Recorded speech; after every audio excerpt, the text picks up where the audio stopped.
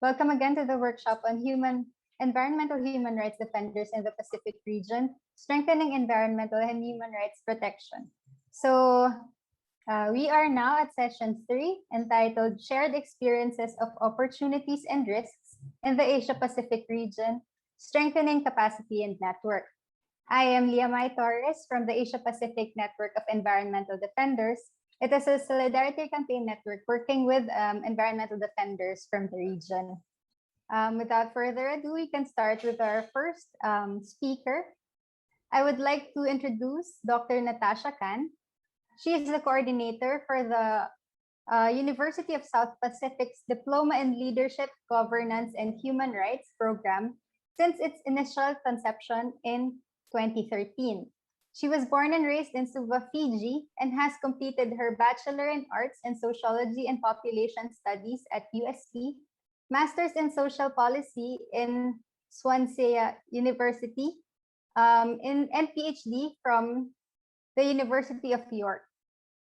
Her research interests are small island states, conflicts, security sector reform, impunity and amnesty, coup d'etats, human rights and development, human rights defenders, corruption, faith, culture, and human rights. Dr. Khin is passionate about human rights issues and particularly enjoys the interaction with students on these issues.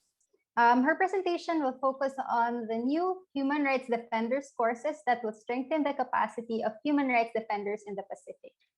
So Dr. Natasha, you can now take the floor. Thank you very much, Leah. Welcome everyone. I know it's slightly getting towards the late afternoon in Fiji and Pacific countries. I'll try not to bore you. So basically, I am going to not talk specifically about the environment human rights defenders, but human rights defenders in general. Let me go through the slides. So when we talk about Pacific, it's quite a diverse number of countries in there. It's actually 14 countries with a population of 11.4, if I'm not wrong, and 8.4, I think, million people are only residing in PNG. You can see sort of that the one marked in yellow, that's the largest country, and then the others are quite diverse. So it's the population itself varies a lot. So that's PNG is one of the largest countries. And then we have Fiji, which is still not 1 million population, but slightly lower, and then Vanuatu and Solomon Islands, or Solomon Islands and Vanuatu. And the smallest one being Niue and Tokelau. Tokelau has just got a population of 1,499. So we can also see sort of the disparity in population itself and disparity with the issues that and the challenges that human rights defenders faced. In the earlier session, some people asked what were some of the challenges. There is very little information available about human rights defenders in the Pacific. There is little collected and data-based evidence of types of abuse encountered by Pacific human rights defenders. Patterns of violations may have similarities in smaller states, but unlike in larger states such as PNG and West Papua, it's different. So we do not have too many. There has been incidents of human rights defenders being killed on rare basis. It's a very rare occurrence. Much more is intimidation, judicial harassment, and so on. And I'll talk about the different types later on. There is some understanding about human rights defenders among the human rights defenders themselves on how to strengthen the capacity, but this is not pervasive across the board. So there's still very little understanding about human rights defenders. In actual fact, there is a misconception between when we talk about activists and human rights defenders. So human rights defenders is banded around as a new term that covers all forms of activism. And that again is something that needs to be teased out and defined, because just because you're an activist does not automatically make you a human rights defender. And I think that needs to be refined among the many human rights defenders or activists that we have in our society. And we do have, there was a Pacific Human Rights Defenders Network is in the teething stages, so that's starting to be established. In 2019, my colleagues and myself, and I think 30 other participants from around Pacific Island countries, we attended a week-long workshop organized by OHCHR, but funded by OHCHR, but organized by University of Queensland. And this was on business and human rights. And out of that arose that need that we need to have a Pacific Human Rights Defender Network, which is something that, again, somebody picked on earlier. And I want to reflect back again, 10 years ago under Regional Rights Resource Team, RRT is a regional rights organization in the Pacific. They did try to establish a Pacific Human Rights Defender. I know that the person who was working behind the scenes to get this all organized, it just never got off the ground. So, and again, we're struggling with this one as well. So we have been trying to establish it since 2019, and under the former rep for OHCHR, she agreed that we'll have the secretariat space at OHCHR Suva, Pacific office in Suva. And we are still struggling to get out of that stage. So again, there's a lot of logistical issues. There's a lot of issues on how to organize because there is no funding. And in other parts of the world, it has happened organically. It has happened from NGOs themselves. And it is something that we are trying to also have it organically in here, but it is facing difficulties because many Pacific NGOs themselves are quite resource poor and they're struggling to spare a person itself on that. So we are at teething stages. It's established a working group. I am part of that working group, and I saw Tevita earlier on. Tevita is also part of the working group. OHCHR staff, Aquila sits on it as well, and we have been trying to push it off the ground, and then COVID happened again, and we've been delayed again this year. There is also a strong need to have a database set up to document cases of human rights abuse in the Pacific because we need evidence to actually strengthen our cases. And that's one thing that's really missing from the Pacific. In the Asia Forum for Human Rights Development, they have a really good set of database, and they document cases of human rights abuse, human rights defenders abuse, or violations of human rights that happen to defenders. And I picked up violations that happened to human rights defenders in West Papua because it came under Indonesia. So that's why it was recorded in there. And you can see, interestingly, the type of violence that occurs. So again, reflecting back to somebody when somebody asked what kind of human rights abuses happen to human rights defenders. And arbitrary arrest is the major one. And I think arbitrary arrest is something that we in Fiji know in Pacific Island countries too. I'm not too familiar with across the Pacific, but I know in PNG and also in Fiji, we have had that in the past, especially during the coup periods. It has been an issue. Administrative harassment, it's a small one in there, but I think sometimes we have quite a big issue about that in Fiji and some of the other Pacific Island countries. Intimidation and threats, that is definitely an issue in the Pacific. Judicial harassment to quite an extent as well. We find people like Imran Jalal, who was a human rights activist and a lawyer for many, many years. She was harassed so much through judicial. So cases after cases was fought against her. And it came to a point where she said, okay, I have to leave the country. I have to go and work somewhere else. So this is something that is common. I know another young woman who's a politician as well, but she was harassed quite a lot through judicial cases. So I think there were 2-year period where she had to clear herself. So she was on a trump-up charge. She was charged for something and she has to pay. So it's a financial loss we're talking about. It's a loss of reputation you're talking about. It's kind of smear campaign by the government or whoever's trying to bring the case against them. And usually it is the state. It's also the emotional trauma a person goes through. And sometimes a lot of people don't want to go through that again. So that also creates a sense of self-censorship of what you do.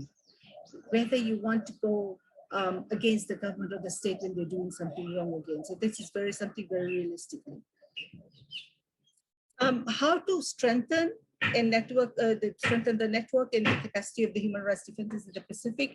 So again, like I said, in 2000, I've talked about the network itself, so I won't go into the network again. I want to focus just on the two courses that we are currently developing. So in 2018, OHCHR Pacific Regional Office had committed to fund the development of two new human rights defender courses. We later on found out that this is something that is quite rare at the undergraduate level to have a human rights defender courses. These courses are developed by me and my team, and it's been reviewed, or it's currently still, some of them is still being reviewed by OHCHR team, as well as by Dr. Alice Na from University of York's Center for Applied Human Rights. Dr. Na is a renowned specialist in that area. She's written quite a lot about human rights defenders and is articulated and is teaching a postgraduate level course on human rights defender. I was part of that university and I had gone through some of the courses. She was not there at that time. She just came in towards the end of my tenure. And she works very closely with the special rapporteur, Mary Lola. So it's really credible to have that kind of a review process within the courses itself, and it's giving them more credibility as well. So the courses are being rolled out this year. So DG 201, which is titled The Introduction to the Role and Challenges of Human Rights Defenders, is currently being taught by my colleague, and we should be finishing that in about 2-3 weeks' time. DG 302, which is Building Resilience Among Human Rights Defenders, I will be teaching that next semester. Hopefully we'll finish wrap up the writing part towards the tail end of it. As soon as we, as soon as we do that, then we'll be offering that course. So the 200 level course, it attempts to expose students to issues and challenges relating to human rights defenders. It plans to equip students interested in the subject of human rights defenders with necessary tools and skills, and to teach them capacity ability to undertake advocacy and other work. So, and also to empower students on the mechanisms that are available. So something like UN Declaration for Human Rights, the European Human Rights Framework. So there's a number of other guidance that is available and people are not very aware of it. Some of the topics you'll find it's quite relevant and interesting. And one of the first things we wanted to tease out is who and what are human rights defenders, because there's a very much of the term human rights defenders is banded around, but sometimes we find as anybody who works on human rights field would know that you can't pick and choose human rights. But there are activists who are picking and choosing. So they might choose a particular focus, and that's fine. But as long as they're not this, when there's another vulnerable group in need of activism or empowerment, they're not rubbishing that. So sometimes we have a few, more than a few cases of that, because we have a multi-ethnic society and we definitely have tension of that. And we also have issues about LGBTQI rights. We also have in the Pacific the issues about not accepting or thinking that women's rights are not relevant, sometimes not even accepting that child rights are relevant to the Pacific context. So these things has to be taught and understood, sort of empowered, that you can't be picking and choosing those rights and deciding that this is not acceptable. We'll be talking again about the different declaration and different guidelines. We'll talk about on this one, the state actors and non-state actors. This is where any non-state actors, it links to business and human rights. I remember when we initially forwarded this to Dr. Nai, she said human rights and like business and human rights, why is a whole chapter, a whole unit dedicated to that? It is an issue. It is an upcoming issue as well. Many of the Pacific Island countries are resource rich and have struggled with that concept of development and sustainable development and indigenous people and knowing their rights about that. So it's very interesting to sort of build the capacity on those issues. Very much needed is also advocacy skills. And working in a shrinking democratic space, how do you work in a refined way so that you don't put yourself to harm, but you achieve the outcome? And sometimes the sequence or timing and these things are very important, and understanding these niche values are important. Message delivery, how do you use social media for coalition building? How do you deliver your message? How do you make sure that your message is delivered in a right way and it's targeted in the right manner? So for example, when we talk about that in number of academics at our University of the South Pacific who do write quite profusely in the newspapers, they always have the articles checked by a lawyer. This is to safeguard themselves. And sometimes the lawyer fees is paid by themselves individually, sometimes it's paid by the newspaper that's publishing the articles. This is to make sure that you are not putting yourself at harm, because you don't want to be arrested for something that you want to have a more outcome-oriented approach in that. So that links again to maximizing opportunities and minimizing risk. We'll also look at human rights defenders in the last 20 years. We've struggled to get information on that. Not that they are not there, it's just that it's not being documented. And again, something that I've talked about earlier about the need for documentation, the need to have a database established. And the non-violence approach to non-violence resistance is something that we need to talk about how it's evolving as well itself. So it's not, I think I remember 2-3 years ago in Turkey, people were just, one form of protest where they were just standing silently. They did not say anything. They just had a placards and they not made a single noise. It was such a powerful thing because what can the police do? What can the military guards do? Because they're not making any noise. They're not being rowdy. They're not screaming or shouting or anything. So, and they're not even moving. So there is some different forms of non-violent resistance that would be taught. The 300 level is also a very, very practical course. It's going to be teaching about mitigating risk and again, ways to take action. We'll be doing about digital security and safety, something that I have found that a lot of Pacific Islanders do not really understand, and they open themselves to risk in that way. Effective investigation and data collection process. Too many times we've seen on social media where human rights defenders themselves repost information which is not authentic. Excuse me, Dr. Natasha. Yes. Can you wrap up? We're already ahead of time. Okay. So basically what we're going to do is make them to analyze their own risks and threats, identify their own vulnerabilities and capacities and so on, and teach them how to write grant proposals, how to look for funding, but also to look after themselves. So self-care is very important as well. And to look after, sort of ensure that the safety of their loved ones are a priority as well. So basically for us, the really important part is that to build capacity of human rights defenders across the Pacific. So this courses will be open to all Pacific Island countries. It will be delivered to all the campuses. So we have 16 different campuses across 14 different Pacific Island countries. So it's going to be quite a wide approach thing that would be available. And I hope that in future, the human rights, the students that go through our programs become human rights defenders as well.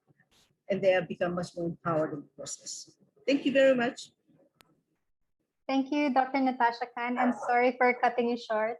Maybe the participants can already ask their questions and it can be answered by Dr. Natasha Khan later on in the open forum part of the session. So going to the next speaker, we call on Shimray. Shimray is he is a Naga human rights activist for almost 30 years. He has held important positions and was part of several civil and democratic rights initiatives in Asia. He has dedicated his time in advancing Indigenous people's rights and democracy in Asia. He also has advanced knowledge and experience of working with grassroots on the issues of biodiversity, Indigenous knowledge, self-determination, and peace building. And in addition, he has authored some publications relating to human rights, environment, and ethnic issues. So let's call on Shimray, Secretary General of the Asia Indigenous Peoples Pact. You can now take the floor. Thank you, Leah, and greetings to all of you. First of all, let me start by saying that, of course, in the past few years, the regression on these issues of human rights has been regressing in Asia region, in at least the countries that we work in, because we work in 14 countries as AIPP. Now, during this COVID period, of course, this regression has been intensified. That's something that all of us are generally aware of, but just to put a background to that. Now, with regard to the cases of human rights defenders and environmental defenders, sometimes it's very difficult to draw the line when it comes to Indigenous people. So when I'm also speaking, there is slightly an overlap between these two. Now, the Global Witness report that has been coming out regularly on this situation of human rights or the violations, this has given us a good picture of the kind of violations that the human rights defenders are going through around the world.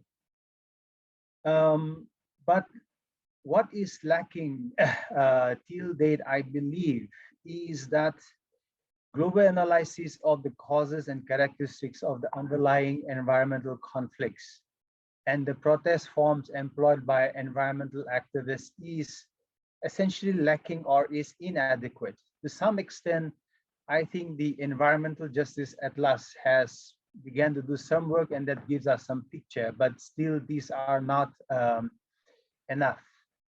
I think this is an area I would like to just focus on a little bit so that we can also be looking at what are the critical areas that we need to be looking towards. Now, from the experiences of AIPP and some of the available data like the Environmental Justice Atlas and Global Witness and so on, what we see is that in all these conflicts, when indigenous peoples are involved, the rate of violations or criminalization against indigenous peoples is the highest. No? And from our own tracking of some of this information on the defenders, AIPP itself recorded from 2019 to May 2021, 300 cases. And AIPP is not an organization that is documenting and tracking all violations that's happening across Asia. That's not the case.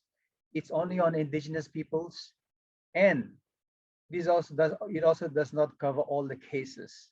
So this tells me that there are so many cases that still goes unrecorded.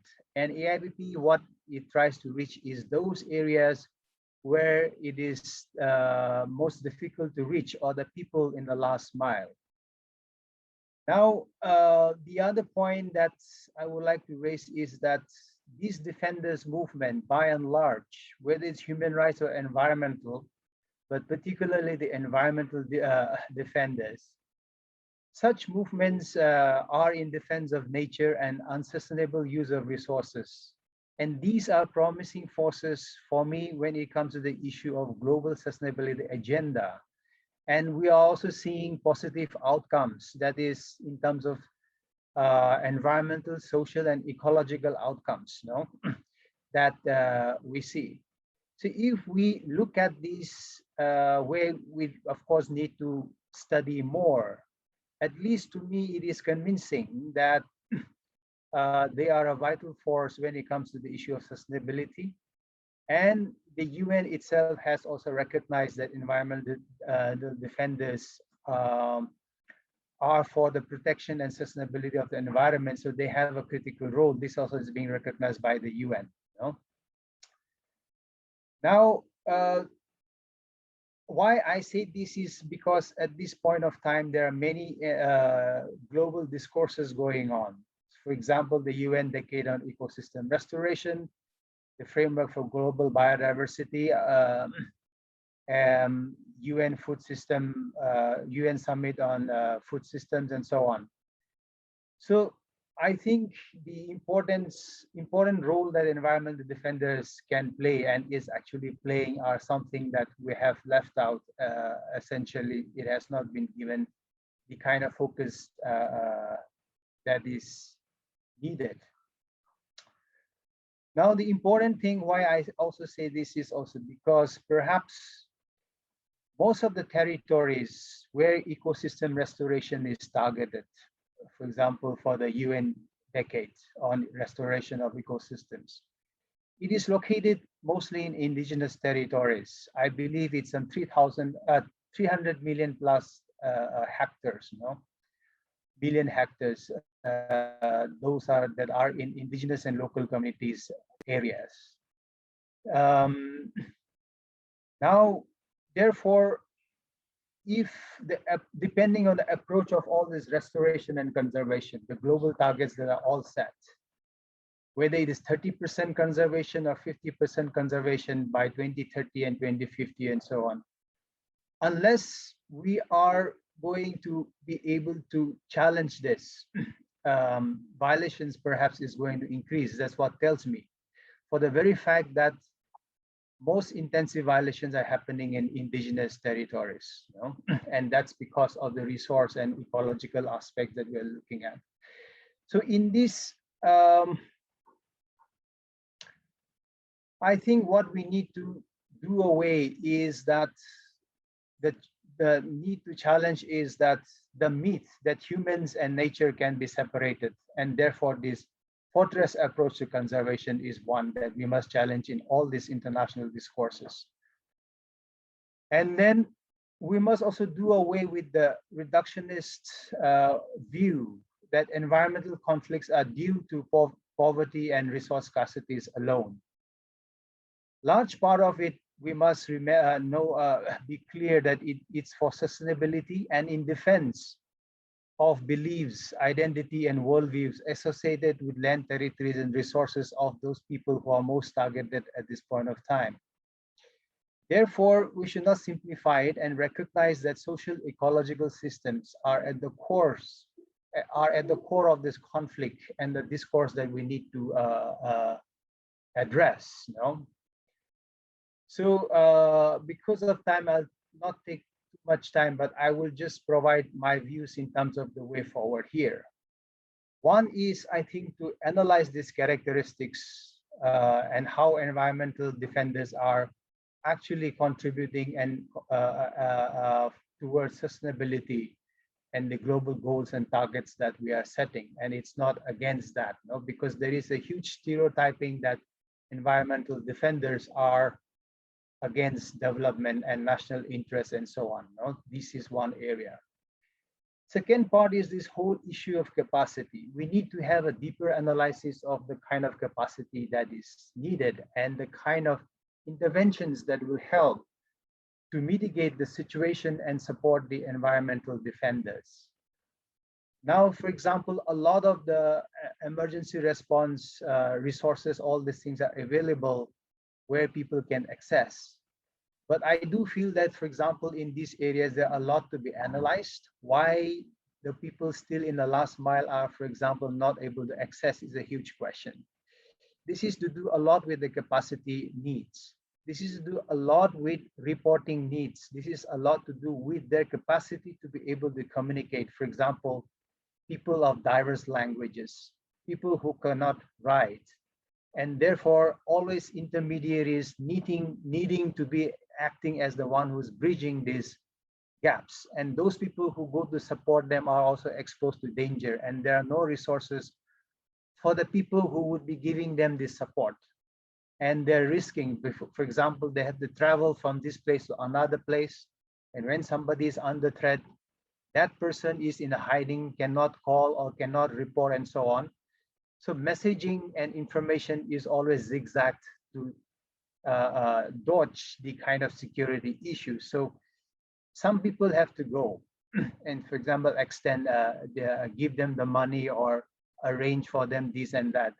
So in arrangement of this, for example, we require a lot of resources. For example, my organization spend almost equal the amount of money that goes to that person for the support when we're able to access emergency fund, for example.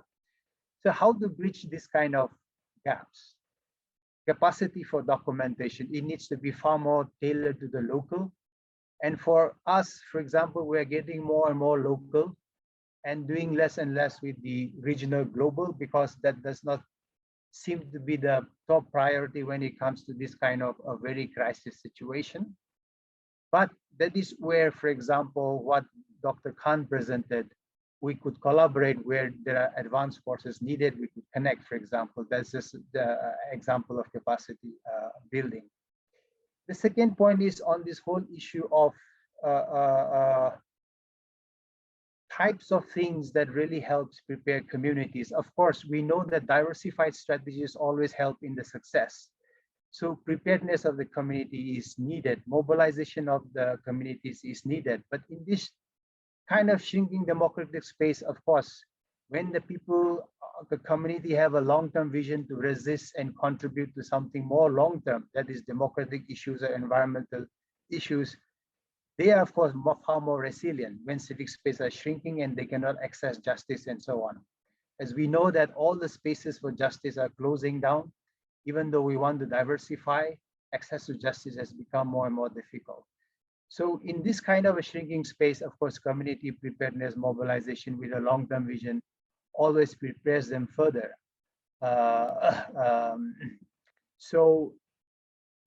In this kind of a scenario where this access to justice has become more difficult, diversification has become more challenging, and therefore, I think I like the presentation from Dr. Khan, where issues of democratic space, democratization are the larger elements that we need to bring into this capacity building program, so that it is not just about protests and reaction, but also addressing the larger democratic space issue and democratization. That, I think, has become quite inevitable. And the last point is, I think we need to really generate this issue of discourse in all the global forums that I have mentioned relating to the environment, and therefore, how are these defenders contributing to this whole issue of sustainability, and how they are a good potential force in all these discourses are the elements that we need to bring out very strongly, and on how they can contribute, along with the kind of patterns and characteristics of this resistance that is emerging. It is not uniform, it is not homogeneous. And then how can we share these lessons and integrate it into our discourse, plus the capacity building that we need to do. And the kind of resources we must also modify, that support that we generate. As I say, that what existing resource we have is not enough when it comes to reaching and helping out those people who are in the last mile. So there is a lot of a role of the intermediaries who are facilitating this. Their role also needs to be strengthened. And those are the ones that still remains unexamined, but I think that is absolutely critical if we are able to better respond to these kinds of violations that we are going through. So I will stop there for now, Leah. Thank you.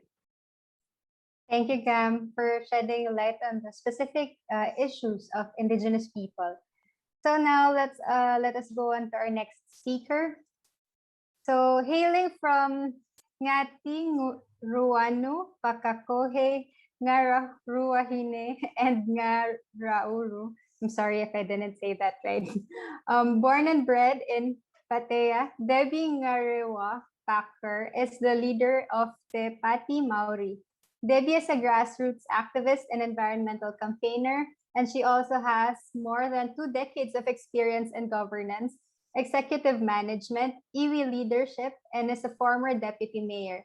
She is best known in recent years for mobilizing her iwi and local community in the campaign against seabed mining of the South Taranaki coast. In her capacity as iwi CEO, Debbie has developed free healthcare services, tackled digital equity head-on, developed leadership opportunities for rangatahi, and has been an outspoken voice for Tetai, I'm sorry, I can't read. On the national stage and with United Nations forums. Debbie has been a director of Tui Ora Health, Home Care Medical Limited, and a member of the Indigenous Women's Business Network. Her former roles include CEO of Tereo Irirangi or Taranaki, executive member of Te Whakaruruhau o Ngarewa-Irirangi Māori, and a member of the Māori Economic Development Advisory Board. So I'm so sorry, Debbie, about mispronouncing so many of those introductory words. So take it over, Debbie. Thank you. Kia ora, ngā mihi kia koutou, kua taimai ki te kōrero e pāna tā tātou. A mana motuhake te rapia. So thank you, and I'm extremely humbled to be here amongst you all and all the experts. And I just want to profess, the only expert I am is having to live in an area that sadly has been recognised as highly mineable. So my iwi have survived the first wave of colonisation that happened to us And then we've had another form, I guess, of displacement with the fact that we come from lands and sadly oceans that are rich in minerals. So one of the things I'd like to share in this kōrero is the journey that we've been on as the Indigenous peoples, the tangata whenua, and I guess some of the strategies ad hoc or planned inbred in us and acquired that we've done to resist of some of the activity. So again, by I guess being born into a whenua in a tribe that has more oil companies than anywhere else in New Zealand and Aotearoa, we've had probably 60, 70 years of experience in these type of companies and what they do to us as Indigenous people. So we have whenua that has been taken, that is polluted from some of the oil companies and the mining, and we also have water. Our streams are extremely polluted as a result of this activity. We also attract specialised workers that come into our region, and sorry, my teenage boys are coming back, and so there'll be dogs and all sorts of noise, and part of that brings about an affluential population. So we also struggle to afford to live in our ancestral lands. From our perspective, I guess what has happened in the last 7-8 years, we've now been identified as being a place to potentially apply for seabed mining. And we are at the moment fighting a company called Trans-Tasman Resources, who are looking to put out a mining license and activity across 60 square kilometres, I hope I've got that right, and dig up 50 million tonnes of sand off our seabed, and that they then will dewater it. They then take out all the iron ore and then leave the sludge back into our ocean, which is a permit for 30 years. So you can imagine from our perspective that you know, already we are extremely marginalised as tangata whenua, as strong and resilient as we are, and having survived some of the atrocities of the initial land grab and the displacement of colonisation. We sadly have an environment that has us with every worst stat. So we live off $16,000 per year average, compared to our neighbour who's non-Māori on 46,000. We live with uncertainty around our environment. We have our sacred lands that are often desecrated through this particular activity, and I guess that it holds you back and it holds you down. And so we're a vulnerable community. I love my community, and I've got to say we have endured a lot, and as a consequence, I think, you know, this has been able to, I guess, embolden us a natural activism. So some of the things that we've had, I guess if I was to talk from the Indigenous people's human rights perspective, is the continual battle of displacement and the continual breaches that we see of a tiriti that we have here in Aotearoa, Te Tiriti or Waitangi and Wakaputanga, and our continual struggle to assert our rights and our interests. And even though it's 2021, and I know from having been on other United Nations discussions, Aotearoa is often, and Māori are often seen as being very progressive in comparison. Here, we do wonder actually if we're advancing or not, but the pressure is on. So and as a consequence, we find ourselves consistently in tribunal, in courts, in local government environmental action. At the moment, on this particular case, we have been to court 3 times, and environmental court, high court, beg your pardon, for Court of Appeal, and now we're in Supreme Court. We've been fortunate to win, and most of them on the basis that this particular activity is not safe. It will desecrate our environment, and our laws, even though they appear weak, have got a component that talks about a cautious approach, and we've been able to use that and been able to use our status as tangata whenua to be able to fight back. The other part of it is that, as typical for most of our Indigenous peoples, it is very much a David and Goliath battle. So we are a small rural iwi in South Taranaki. Sorry, I should have explained that. And we are up against very much a bold company with deep pockets that has never practiced an Aotearoa before. And I know I'm probably singing to the converter, but it is actually that same impact that we have from others who are doing the David Goliath battle. And I've often compared that to us, that we're doing the David Goliath battle.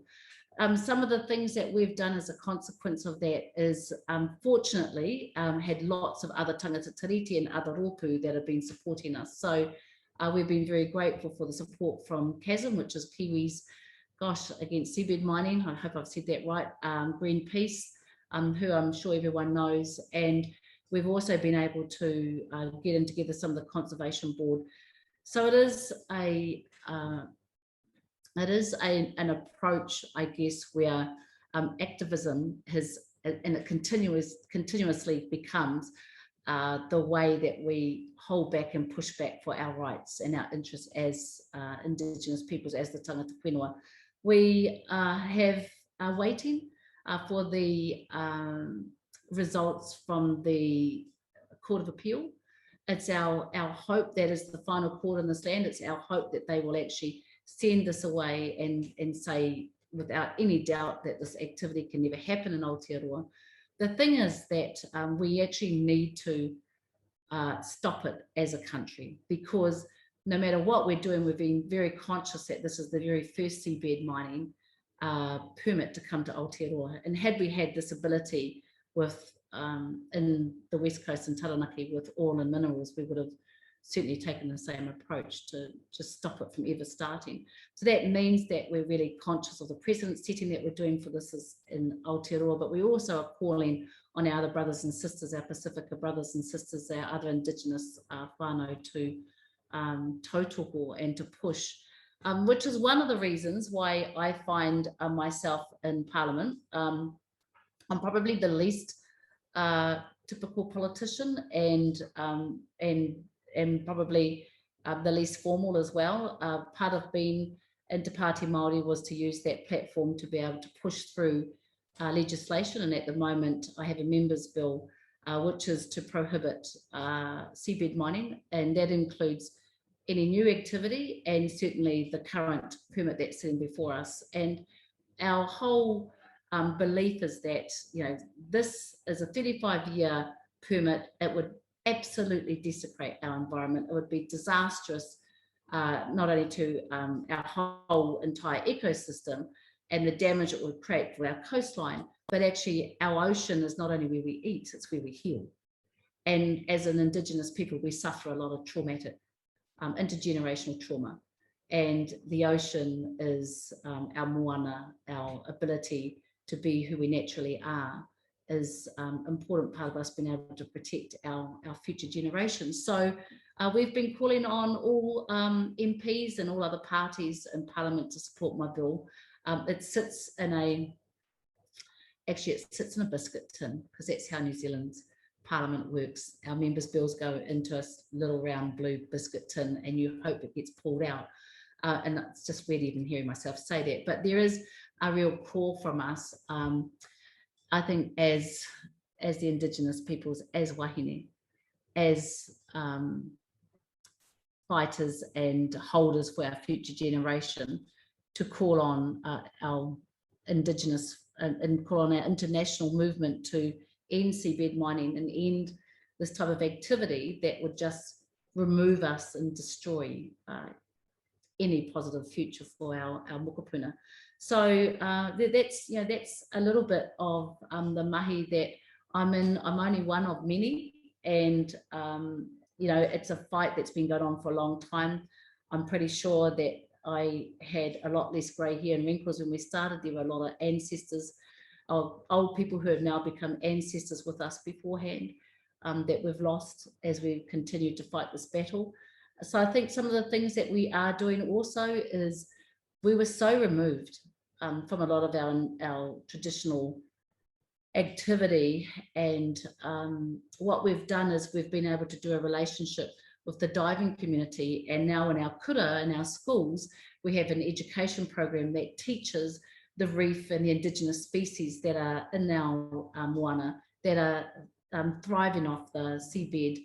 And I think those are really important programs, as we saw earlier on. We've got to consistently, activism is as much pushing as it is, pulling as it is pushing. And we know that part of our reclamation is being able to teach our next generations what is there. So when a company comes up and says the seabed's barren and we're not going to create any destruction at all, we're actually able to counteract and say, actually, we have cameras now on the seabed. We have an active program that our mokopuna are now learning. We have a partnership with a whole lot of other diving and boating companies, because we'd actually just stopped even being fishermen. We haven't had a waka out fishing for a long time. So I think that's just some of the things. I think what we really see is the need to unite and fully encourage our global brothers and sisters to embrace a cautionary approach, and to take a united approach to conserve our environment for future generations. And I hope that our humble experience is adding value to some of the mahi that you're all doing out there, and thank you all for the mahi that you're doing to tautoko, our Indigenous brothers and sisters. All right, thank you, Debbie, for sharing very inspirational victories. And now let's go on to our next speaker. Khin Nanda is the head of EarthRights School from the EarthRights International. She has been working with EarthRights International for almost 20 years and began her journey as EarthRights defender since 2000. Khin Nanda is responsible for leading and managing the entire of the school operation and providing leadership and management of the school team. She is also responsible for leading the development and implementation of the strategic recruitment process and ensuring and fostering an environment that is respectful, and supports transformational experiences of a highly diverse students' body and team. She also guides and supports training initiatives in the Mekong region that build on the EarthRights school curriculum and fosters strong relationships with all, and enables collaboration with and among EarthRights school alumni throughout the region that ensure safety and security issues are managed. So, Khin Nanda, you may now take the floor. Yep. Thank you very much, Laila, for the introductions, and it is my great pleasure to join the workshop today and to share about my experience and how we work. How we work with the local community. So, so today I'm going to share about how we strengthening capacity and network for the human rights and environment defender in the Mekong regions. So as EarthRights, we believe in the combinations of the powers of law and the powers of community to defend the human rights and environment. That is how we define ourselves as EarthRights. So for EarthRights, we specialize on the fact-finding legal actions against the perpetrator for EarthRights and training grassroots and communities and advocacy and campaigns. So how we achieve our mission. So we through this strategy, as EarthRights, we seek to end the EarthRights abuses and to hope to provide the real solutions for the real people who committed to the EarthRights abuses and in the country, in the area where we work in. So this is our missions. And like, yeah, so EarthRights is our team is the global, the growing global team that like we have community leaders and also the lawyers and the legal strategists, and who lead campaigns and the cans to hold the powerful and government and the bank accountable for violation of the human rights and environment. So the issue we work on, we have three main issues that we are focusing on. That the first one is the climate justice, and the second one is corporate accountability, and the third one is the safety and security of ERD. So EarthRights Defender, like most of the organization gonna define like as a human rights and environment defender, but like we define ourselves as the like EarthRights Defender. So our area of focus is we work in Southeast Asia, based in the Mekong region, and also we have our office in Latin America and also US and the global. So our approach is to achieve our goal and objective. So we are frame and action by three strategy. Yes, training, legals, and campaigns. So campaign program, legal programs bring the power of the legal system and to change the way of government and corporation conduct their business. Also in our campaign program is like we work with cooperatively with the community, advocates, civil society, and lawyers to challenge the project's investor for the cost of committing outright abuses to by the company and the development sector. Yeah, so I think the training is like where we equip the next generations of the human rights and environment defender with the necessary skill and knowledge to protect their homeland and also their land, their home and their land, and also sustainable environment. So in the Mekong region, this is a big component is we have the EarthRights School and then also the Mekong Legal Advocacy Institute, which we train a young lawyer for a short training. So that is where we focus on. So today I'm going to focus on the training components within our organization, which is my focus area of the EarthRights School. So yeah, so EarthRights School program is like, as I said, like we aim to develop the next generations of like EarthRights defender who committing defending their environment and human rights from Cambodia, China, Laos, Myanmar, Thailand, and Vietnam. So yeah, by equipping them with the knowledge and skill and the network necessary that they can safely advocate and also protect from the community from the harmful development projects. Yeah, so in the picture right away is showing that that is where our students came from across the Mekong region. Corporations are everywhere in terms of the impacts they have on people's lives and their destructive activities. And yet they are often nowhere in terms of where communities and people who are affected by them can find them, can face them, and where they can be held accountable for the things that they do. I realized that people are simply suffering because of their sitting on natural resources. And I knew that many young people strongly want to find a solution to cure their suffering. So I was thinking that those young people who want to struggle and fight for their rights, they need some tool, they need some help. They need the people like us to join them, to equip them with those tools to fight for their rights and their environment.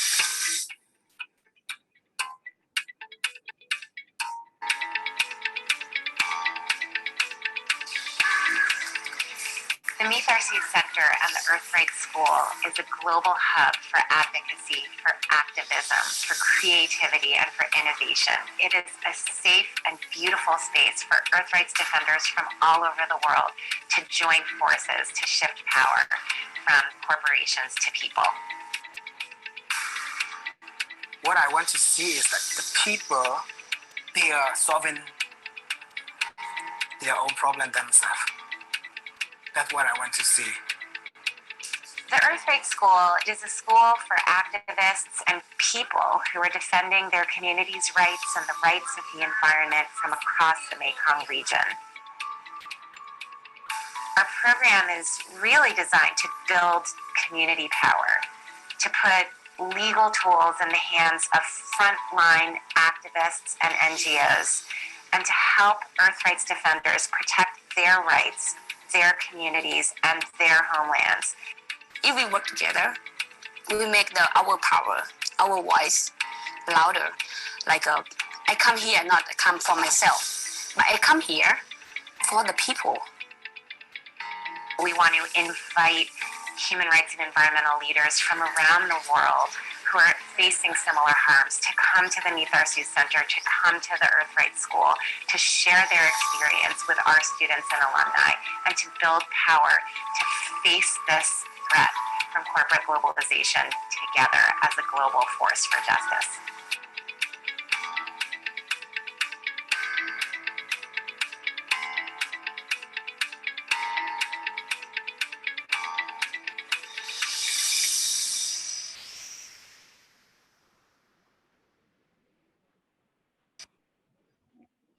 So yeah, so like this is like what the short video of about our school. So like in the EarthRights school, so our students came from the different professional background of the community activists, lawyers, community facilitator, researcher, and some of them are from the indigenous and ethnic minority community. So within our school, like our school is like the 7 months residential program. So what we do at the school is like in a part of our 7-month program, we divide it into the classroom learning, student field practicums, and the community learning. So curriculums like at the school, we provide the core knowledge on the development process, the human rights, environment standard, and the corporate behavior and accountabilities. So along as those practical skills, like we also teach them how to engage with national, regional, international system and mechanism, such as like UN and financial institutions, human rights commissions, and private corporate engagement. So yeah, this is a part of curriculum. So in also like we develop the skill, we also emphasize on the skill on the like critical thinking, advocacy skill, including the strategic campaign planning and like stakeholder engagement, media messaging, and community empowerment and community mobilizing. So in all aspects of our curriculum, so the center of it is like we also like the security and practice both in personal and digital, and also well-being like integrated in all components of our curriculums at the EarthRights school.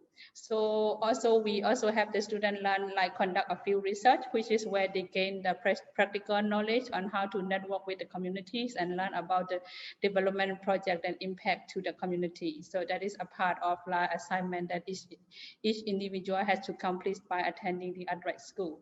So another learning is like the community learning. So this is how we frame by our students came from different cultural background. They come and they meet here at the center, and also they live and learn together, which is develop very like a strong relationship that is gonna like continue in a part of a strong network in the future in graduation for after the graduation from the school. So that is like what we did at the EarthRights school in terms of like capacity building trainings for the young like the EarthRights defenders. So yeah, so after that, like after EarthRights school, another thing is like the EarthRights school alumni. So every like we believe that like every like student who come to our training program become to join the EarthRights like very strong foundations of the EarthRights school alumni. So from like the school began since our school began since 1999 and until 2019. So we have about 400 alumni graduated. Yes, graduated from the EarthRights school, and now like our alumni are like throughout the Mekong regions and like closely working with the community in defending of community rights and also the protections of the environment. So that is yeah, we have approximately around 400 alumni graduates from our school. So yes, after school, so one of the strategy that we did, like I mean for us, like when we invite the student to come and join the school, this is like a planting the stages of planting seed, like in order to make the seed to grow, so that they also are our student alumni also still need support. So for us is like we would like to develop and advance the environment and human rights campaigns in the issue that we work on, the climate justice and accountability, and also the safety and security of ERD. So we continue to support them with engage them with alumni support program. program. So we increase collaborations, engaging and network and partnership with alumni, so that they will be continue to support ongoing activism. Yeah, so that is the picture show that like it's from our alumni reunion, where the alumni from different batch come and met and share about their experience and develop a relationship and also form a strong network from that strategy.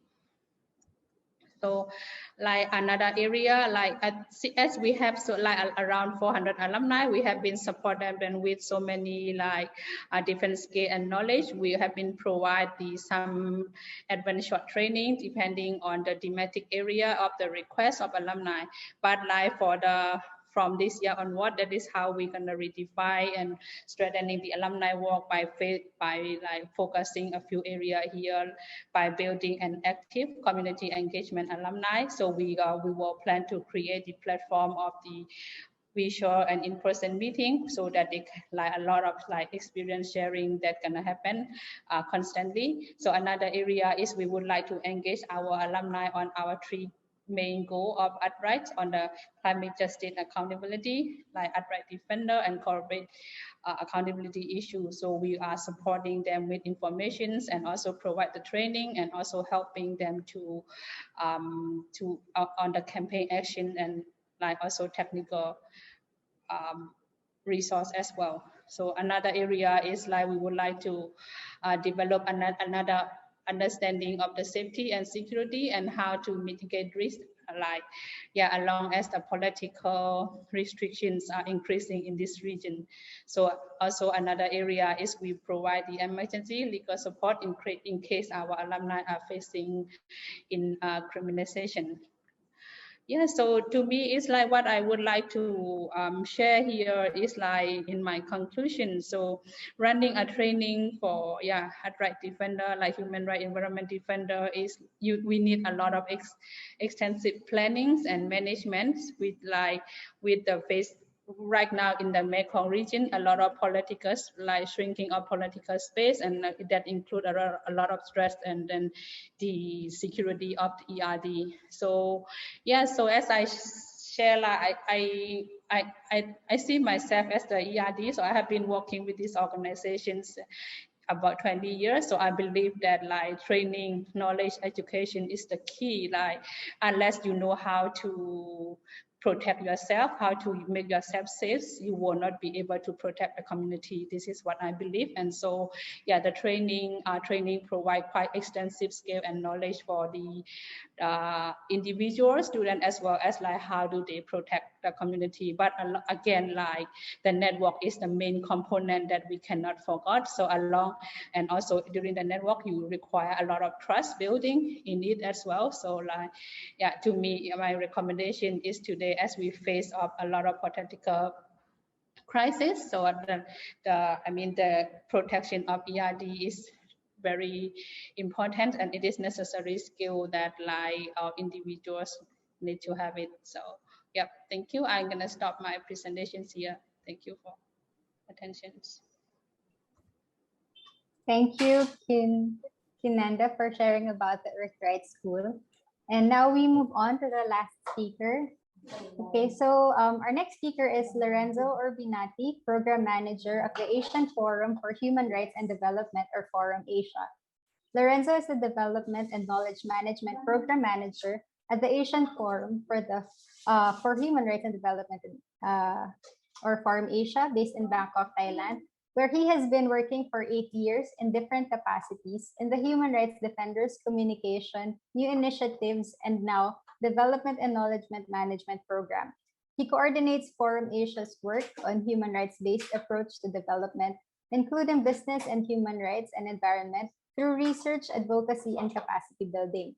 Lorenzo has a master's degree cum laude in international relations from LUISS Guido Carli University in Rome, Italy, and has previously worked in Belgium and Uganda in the field of public affairs and human rights protection. So, Lorenzo, you may now start. Thank you very much, Leah, and good morning, everyone from Bangkok. It's a real pleasure to join this panel and to learn from all of you. I would like to start my brief presentation addressing first the risk faced by environmental human rights defenders by highlighting a few data gathered by Forum Asia on the situation of human rights defenders in the region. So I will now share my screen. You should be able to see the PDF now. This is a snapshot of data gathered by Forum Asia in 2019 and 2020 in 21 countries across Asia. Please note that Forum Asia, for the moment, doesn't have any member organization in the Pacific. Who knows, this might change in the future. So those are the countries covered by Forum Asia research. As you can see, Forum Asia has recorded 1,073 violations against human rights defenders in 21 Asian countries.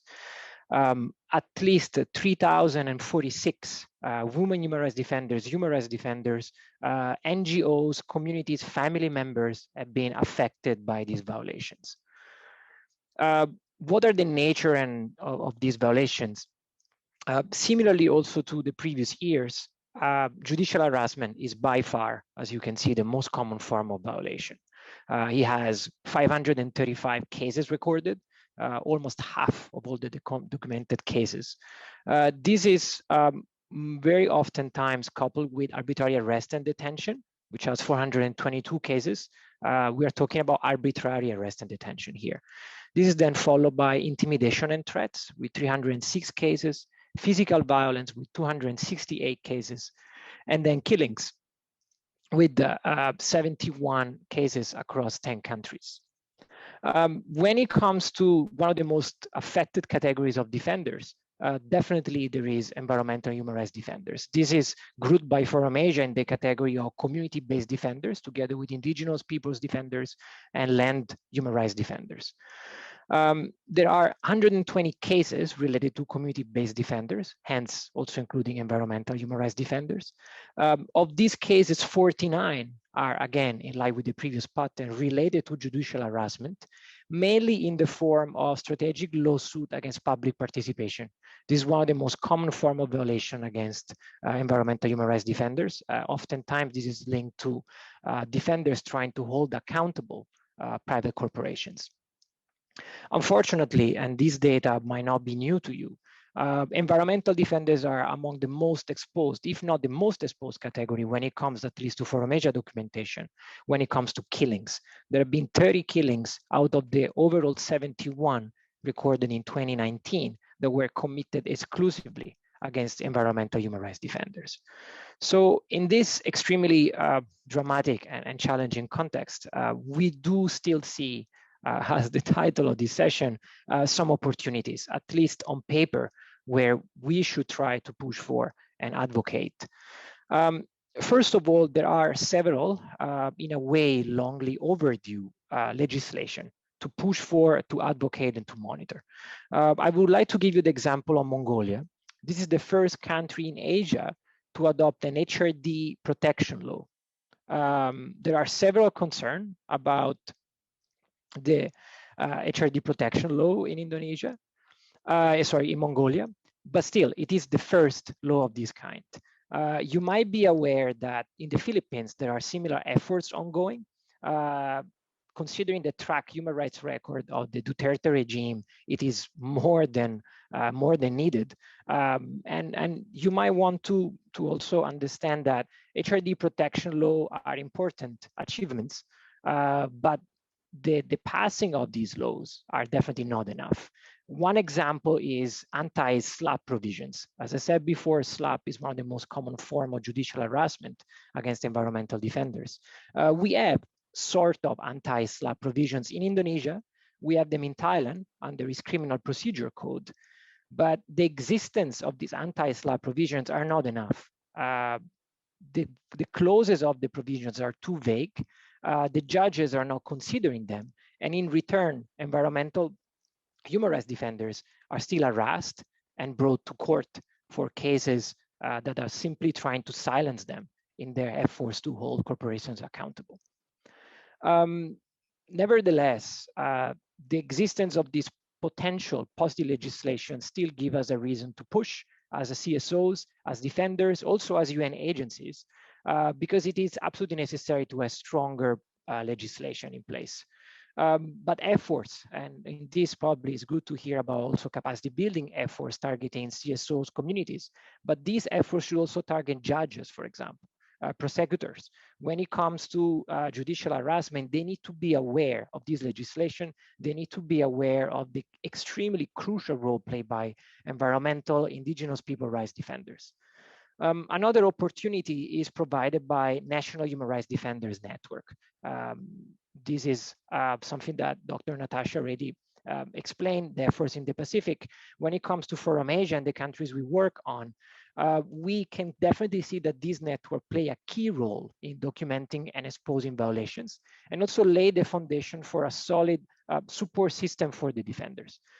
Again, in Mongolia, the national HRD network that was facilitated by Forum Asia a few years ago played a very key role in pushing for the HRD law that has been enacted this year. We also identify some opportunities when it comes to national human rights institutions. We all know that on paper, they should definitely play a very important role in supporting human rights defenders, including environmental defenders. But of course, we also know that the situation on the ground is very different. Not all national human rights institutions are fully independent. Not all are actually doing what they are mandated for. But generally speaking, even where we see extremely proactive national human rights institutions, they are not doing probably enough in trying to push to repeal the laws that are harmful for the defenders, or at least to introduce specific human rights defenders protection desk. We also know that the national human rights institutions also often go through budget cuts. So it's also a matter of human resources. But definitely there are some good practices that can be taken from other contexts, other regions, where there are specific protection desks for human rights defenders. In a way, Indonesia, with Komnas HAM, National Human Rights Institution, has a focal point on human rights defenders, and this is a good practice that would be good if it's taken by other national human rights institutions in the region as well. And finally, to conclude, opportunities also definitely are there with the growing attention placed upon business human rights. There are several countries now competing with each other in the region to pass a national action plan on business human rights. Those are national action plans that are supposed to guide the implementation of the United Nations guiding principle on business human rights. You might know that Thailand was the first country in Asia to adopt a national action plan. And Thailand, with what it has to probably be considered a very welcome move, include a specific chapter in the National Action Plan about human rights defenders.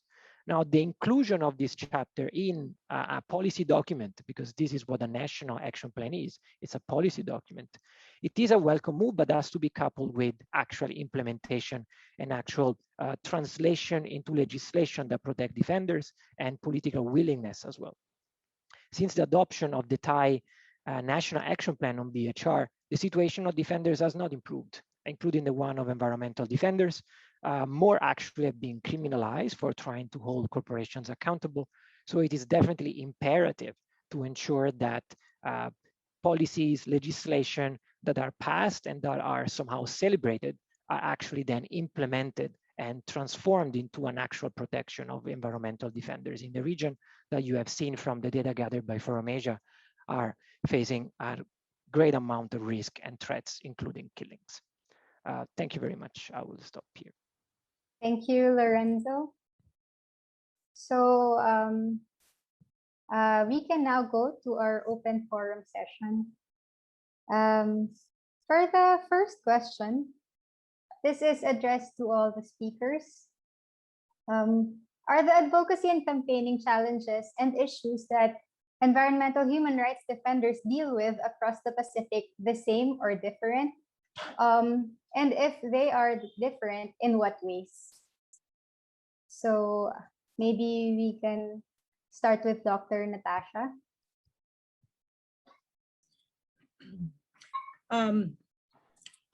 Thank you, Leah. I think, like I said earlier on, I think some of the abuses they go through are similar. And I think this is a pattern across the world. There would be similarities on that. And however, because we don't really have collated information, we don't have data on that, we cannot be making, we might be able to make some of the, we can make some judgment call on places like PNG where there's harassment and killing and rape and torture of people, as well as in West Papua. But I think for other smaller states, it might be a different story. And it's more intimidation, more self-censorship because of those intimidation, judicial harassment, more of lawsuits, smear campaigns, and somewhat similar in that sense. Thank you. Dr. Natasha, would anybody else like to answer? Yeah, Maybe, Leah, if I yes. may. Well, as Dr. Natasha says, we don't have the data to categorize the patterns, the characteristics, and so on. That was what I was referring to, where we need to do more work to be clear on this, no? So we can only speak from experiences, and these experiences, of course, even though we don't have data, it means also it is true. From AIPP's experience, I can definitely concretely tell you. Of course, some is that there are issues where it is relating to, for example, in Cambodia, mostly relating to economic land concessions. So that may be parceling of land of the communities to companies for plantation or from different kinds of businesses. It can involve tourism and so on. No? But this, of course, impacts on the environment and land, and that's the issue there. But if you move to the Philippines or Bangladesh or parts of India and parts of now Myanmar or parts of Indonesia, definitely there is a very clear issue of militarization. And in many of these areas, people will claim that these are occupational forces. So it is highly political in nature. But that's where the difficulty in drawing the line becomes a bit challenging, because they're at the same time talking about land resource rights and right to self-determination because they find it inseparable. No? But clearly, this is where a lot of this extrajudicial killing, arrests, disappearances, all these things are happening. So this is a bit kind of different in nature, where in areas there would be this nature of high intensive militarization. And in places like India, also again, Nepal and Bangladesh and so on, the governments would also use other methods, and that is to say they would use thugs or gangsters, right, to be attacking NGOs and community leaders who are tacitly supported by the government that are fighting against development projects, particularly development projects, where they would be even branded as communal. For example, it'll turn into Hindu versus Muslim or Islam, whatever, no? But that angle, religious angle, would be used. And in some places, it would be where the politicians themselves, not done through legal instruments, but powerful actors who are acquiring lands by also again using gangsters and chasing away the communities and occupying, you know, those land and taking it away for private businesses and so on. So there are a variety of forms of this kind of things happening, which are not properly, we have not really analyzed them because lack of consolidated data.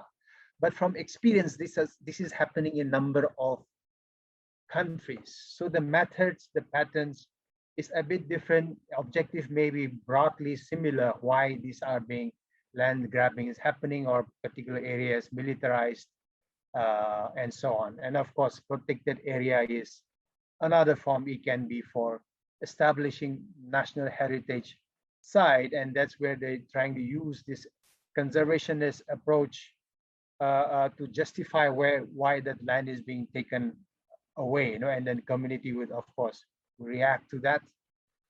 and then the government would use all kinds of arguments, so legal battle will go on, and in that some leaders would be targeted and so on. No, so this is an area that has not been consolidated and properly analyzed, and therefore what capacity building, what intervention is best relevant to that specific contexts. No, so far we're providing more of a general support, and we tailor them, of course, but it's not effective enough in some contexts. So in order to be more effective, I think this is a relevant question to be answered properly. Therefore, we also become more effective and more relevant in terms of our intervention. Thank you, Liam. Thank you, Cam. Maybe Debbie, from your experience, can you also share with us what are the differences and challenges and issues of EHRDs in the Pacific? Look, I think they're all the same. I think probably the most important part is understanding that we're not separate. You know, for us as Māori, I think of us as Indigenous peoples, our body is made up of why we are in our ocean, in our water when we're in our mother's womb. The pulse and the hum of the ocean is part of the way that we rock our babies. It's part of the way that we breathe, we live. So I think the hardest thing is to explain it to others who aren't Indigenous, others who aren't connected. And so I think based on that, we must surely be the same. Now, whether it comes down the pipeline that we're fighting this particular injustice or this breach of our rights, or hey, my moko puna's just come in, or whichever part it is, baby. It's I think the battle's the same. The frustrations of explaining the need that if something's broken, polluted, it ends, so do we end. And I think also the conscience that we're born to think about the next generation even before they're born. So I think from an intangible perspective, it's exactly the same. The frustrations of legislation that's often designed without us, about us, the frustrations of having courts and politicians and the corporate entities that are, have got big, deep pockets are probably the same. So, and I respect that we are all unique, but I think the battles and the front lines that we confront are very, very, very much the same. Thank you, Debbie. I think that's one common experience from environmental defenders in different countries. We also experience the same thing, but that's the thing that we have to hold on to, is that we should work together to get through these challenges. So as we are running out of time, let us now go to the last question. This is also for all speakers. What other advice would you have for strengthening, protecting, and promoting the work of environmental human rights defenders and creating a resilient network within the region? Okay, Dr. Natasha. Thank you, Leah. Before I go into that, I just wanted to reflect back to what we were talking about earlier. I think one of the other things I missed out, one of the unique types of abuse that happens in the Pacific is in PNG, where you have witch hunting or witch killings of witches. And many of these are, when we talk about it, and we know some of them have been human rights defenders and have been accused of being witches. And I think when Gam was talking about land issues, I think in the Pacific, certainly for Fiji, I'm very aware, there is a lack of awareness of FPIC, so free, prior, and informed consent. And I think this is where the problems begin, because when the development starts on the land, there's a divide between the community, because in a way it's an abuse, because you're taking advantage of person's lack of knowledge and that problem that goes with it. Capacities, what advice we would have for human rights defenders? I think some of the human rights defenders in Fiji, particularly, we have, and I think we've, the former rep for OHCHR, Chitra Messi, when she was here, we're talking about it. There's a still very old style of activism, and which puts them into danger. Whereas we'd be wanting to advise human rights defenders that you really do need to protect yourself as well. You need to ensure that you don't put yourself to harm. You need to ensure that it should be more outcome orientated. So unless there's a potential of you being in jail and generating enough momentum behind that movement, which doesn't happen most of the time in Pacific, unless that happens and there's a good outcome, but we need to balance that, the harm that one has to put ourselves through. So I think sorry, my cat decides to come on me now. So I think we need to, the risk management, I think it's very, very important for human rights defenders. I think it's one thing fundamentally I would like to teach human rights defenders on risk management. Thank you. Thank you, Dr. Natasha. And Gam, would you like to share any advice? Yes, I would just try to summarize a bit more from what I have already said.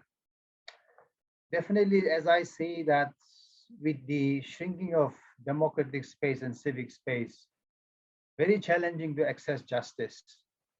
So we have to diversify other means of strategy.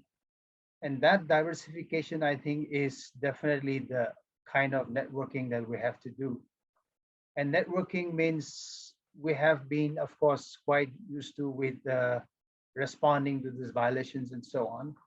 But I think the networking must diversify also into how do we change the discourse, the narratives, and influence the people's mindset.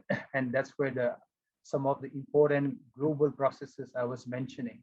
We need to identify it also at the national and also at the regional level. So in that sense, a lot of people who are doing data collection, it needs to come together for consolidation.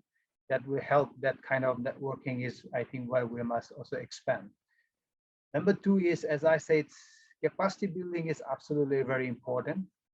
And the kind of capacity building module, for example, that Dr. Khan was showing, these are areas, for example, AIPP will not prioritize, not because it is not important, but because we need to give more time in tailoring the specific needs at the local level. That's what I was saying, because of the diversity of needs and the diversity of the kind of instruments and strategies used by government and powerful people. We need to constantly modify and tailor our needs to that one. So we have no time for this kind of thing. So for this kind of thing, where we send people for more expertise for vertical learning and for vertical engagement, this is where this kind of capacity building kind of network and collaboration should also merge in a more streamlined way. That's, I think, one really word that we have to look at. The third point is, I think, as I was saying, the emergency needs and that we must give to the communities and make it available. We need to reevaluate. We think we have enough, but I don't think that is sufficient. We need to further tailor it, and we need to fill in the gap of the resource needs for people, particularly who are providing the support.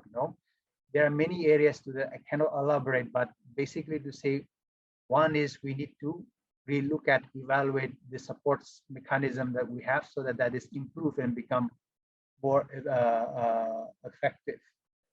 Largely, I think the last point is, I think the aspect of the discourse is very important. How, like Dr. Khan saying, defenders are also branded as witch and so on, and then witch hunting starts. It's also true in India, that kind of cases. And this whole labeling of anti-development, anti-national interests, and all these kind of things, I think that narrative has to be challenged and slowly flipped to our advantage. And that is where I think we need to focus without elaborating it, but pointing out the need. Thank you. Those are some things that I can immediately see, Leah. Thank you. Thank you, Gam. Khin, I think you're raising your hand. Yes, I mean, to me, is I would like to share what we are trying to increasing now is how with well-being center, and also now we are trying to put it in our curriculum, well-being and activism, so like people like can be like work and safely and effectively for the future. And the second one is effective communication. So like effective communication is very important, and also the like having ability to reach out when they like the ERD are experienced with something like difficulties on the ground. So having like clear communication and effective communication is very important. Yeah, that's it. Thank you. Thank you, Khin. Debbie, would you like to give some advice and possibly also some concluding remarks? Kia ora. Yeah, just look, in conclusion, I think anything that is threatening to displace us and recreate the trauma of colonisation, and our thing, Mururo Patu, is something that we should be really concerned about. And I think this is like any other offences that are happening to Indigenous peoples, to anyone across the world, is that there needs to be a focus, a spotlight on it. And I'm really grateful for kaupapa for forums like this. I think the other side of it too is that it is about continuing on with a very concerted approach in not only how we communicate outside, but actually most importantly, how we communicate internally to ourselves. The whole asserting and giving confidence to actually call this out and say it's wrong. The pressure that we have to put on in a macro and micro political sense on the damage that some of this is doing to our ability to thrive. And so I think anything that is about the displacement of any peoples is something that there needs to be real pressure put on every decision maker, and inside of us and outside of us. And I think if that's anything that I can share, is the continual do and review as we continuously push back and say this is no more desecration. These policies are killing us. These policies are going to kill our environment. These policies are perpetuating violation and crimes that we've had on us for hundreds of years. And so I think it is really important to reach out and use every sphere of influence to call it out. Thank you, Debbie. And now to Lorenzo, maybe you could give a brief concluding remarks. Yes, with great pleasure. I think just two elements. First of all, the importance of having platform of this kind, where defenders come together, CSO come together and share best practices and learning. Probably one element to address is the language barrier. So I think just in the future and for other kind of events, ensure that the participation is included for everyone by allowing, for example, interpretation. This is something that we also struggle with sometimes. We assume that people speak English.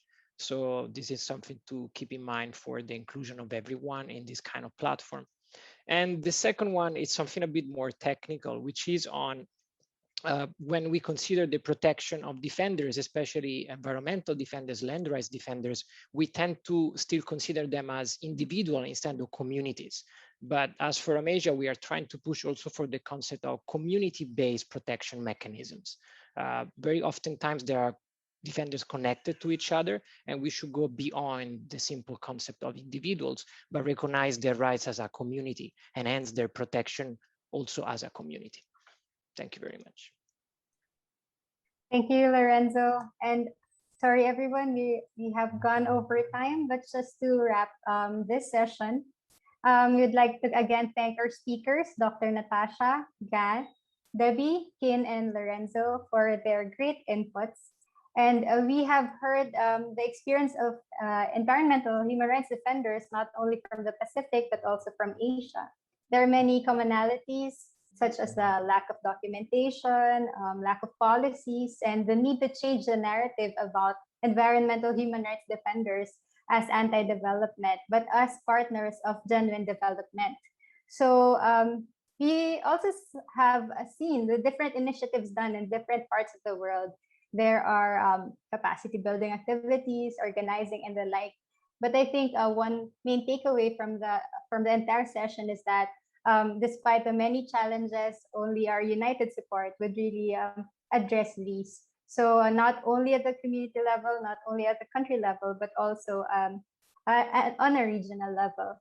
So I hope that this won't be the last time that you would be able to see each other, but still continue and communicate and help each other as united human rights defenders